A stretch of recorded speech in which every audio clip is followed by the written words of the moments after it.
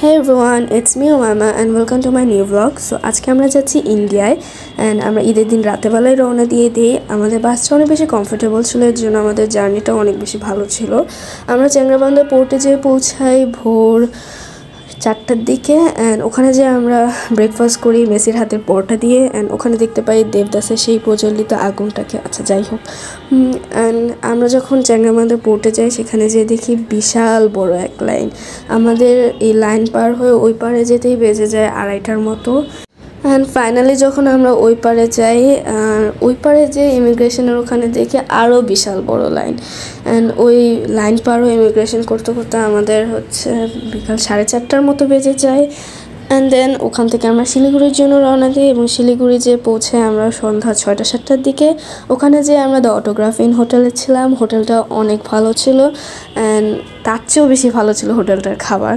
হোটেলটার লগি থেকে শুরু করে hotel rooms, swimming pool and আমরা যেখানে ব্রেকফাস্ট আর ডিনার করেছি সব মিলিয়ে হোটেলটা ছিল অনেক বেশি জোস। আই জাস্ট লাভ ইট। এটা হলো আমাদের রুমটা অনেক বেশি অর্গানাইজ ছিল অ্যান্ড রুমে ছিল 3টা বেড। সাইফুন এত বেশি টায়ার্ড হয়ে গিয়েছিল, এসেই ঘুমায় পড়ছে।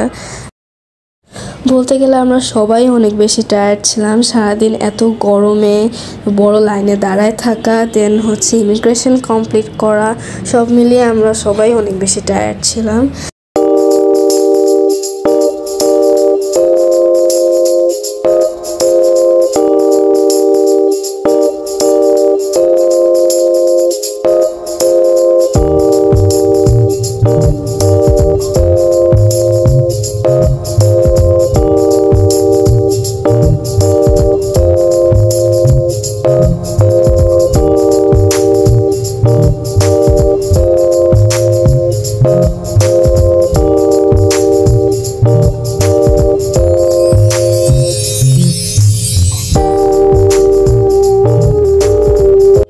দেন আমরা ফ্রেশ হয়ে ডিনারের জন্য যাই অ্যান্ড ডিনারের প্লেসটা ছিল জাস্ট ওয়ান্ডারফুল। অ্যান্ড এখানে এসে দেখি সাইফুন আবার ঘুমায় গেছে। ও এত বেশি টায়ার্ড হয়ে গেছিলো যে ও কিছুক্ষণ পর খালি ঘুমায় যাচ্ছিল।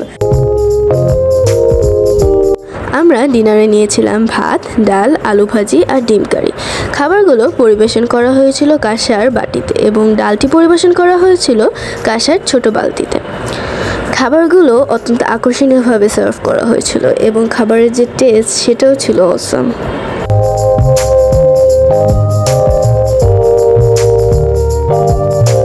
খাওয়া শেষ হতে না হতেই সাইফুন দেখি আবার যে ঘুমায় পড়ে। ফাইনালি আজকের দিন শেষ হয় আর দিনটা ভালো খারাপ মিলিয়ে আসলে ভালোই ছিল।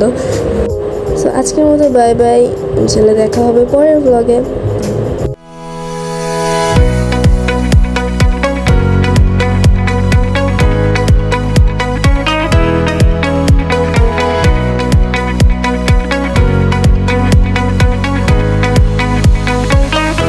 হায় হায়, সাইফুন আবার ঘুমায় গেছে।